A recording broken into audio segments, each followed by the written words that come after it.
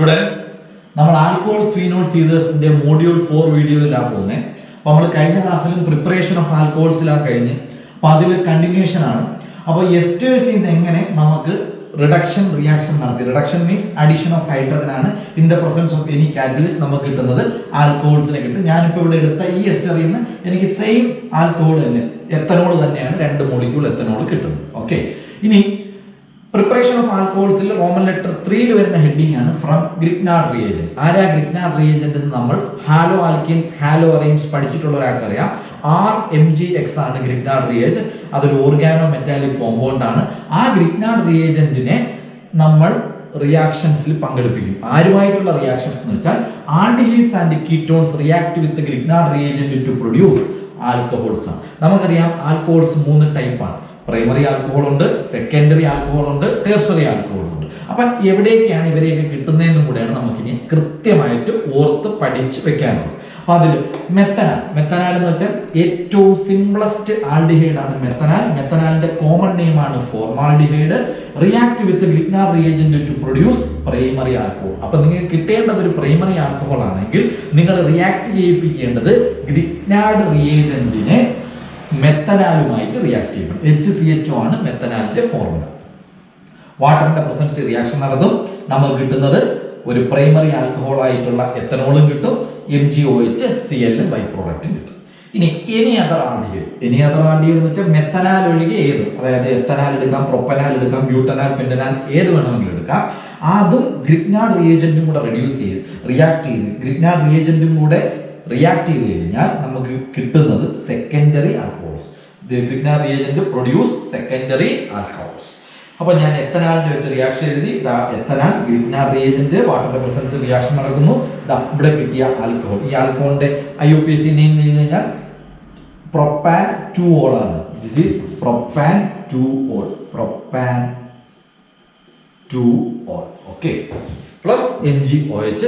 ഇനി കീറ്റോൺസ് ആണ്. കീറ്റോൺസ് എന്ന് പറയുമ്പോഴത്തേക്ക് ഏത് കീറ്റോണോ, ഫസ്റ്റ് കീറ്റോൺ ഫാമിലിയിലെ ഫസ്റ്റ് മെമ്പർ എന്ന് പറയുന്നത് പ്രൊപ്പനോൺ ആണ്. 3 കാർബൺ ഉള്ള പ്രൊപ്പനോൺ ആണ് കീറ്റോൺ. പ്രൊപ്പനോൺ 3 കാർബൺ ഉള്ള കീറ്റോൺ ആണ് ഏറ്റവും simplest ketone. This is called propanone. പ്രൊപ്പനോണും ഗ്രിഗ്നാർഡ് റിയേജന്റും കൂടെ റിയാക്ട് ചെയ്യുന്നു in the presence of water. നമുക്ക് കിട്ടുന്നത് ടെർഷറി ആൽക്കഹോൾ. ഇതെങ്ങനെ ടെർഷറി ആൽക്കഹോൾ ആയ OH അറ്റാച്ച് ചെയ്ത കാർബൺ 3 കാർബൺസുമായി ബോണ്ടിങ്ങിൽ ഏർപ്പെടുന്നത്. So this is tertiary alcohol. ഇത് സെക്കൻഡറി ആൽക്കഹോൾ, ഇത് പ്രൈമറി ആൽക്കഹോൾ. ഈ ഒരു പോയിന്റ് എപ്പോഴും മെമ്മറൈസ് ചെയ്ത് വെച്ചേക്കണം.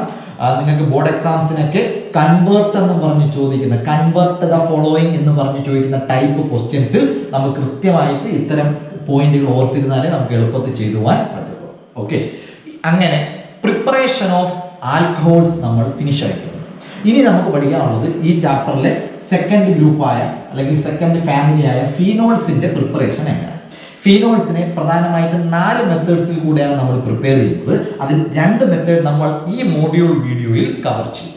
അപ്പോൾ അതിൽ ഫസ്റ്റ് ഫ്രം ഹാലോ അറീൻസ്. നമ്മൾ ഹാലോ അറീൻസ് ആരാ നമുക്കറിയാം. ക്ലോറോബെൻസീൻ, ബ്രോമോബെൻസീൻ ഒക്കെ ഹാലോ അറീൻസ് ആണ്. ഞാനിപ്പോൾ ക്ലോറോബെൻസീൻ എടുത്തു, അതിലേക്ക് സോഡിയം ഹൈഡ്രോക്സൈഡ് NaOH ആഡ് ചെയ്തു.